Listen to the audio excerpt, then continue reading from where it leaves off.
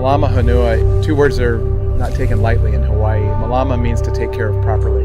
Hanua means Mother Earth or Island Earth. So Malama Hanua is to remind ourselves about taking care of our planet, taking care of Earth. And there's a lot of plastic issues that are happening in the oceans that are something that we need to take care of.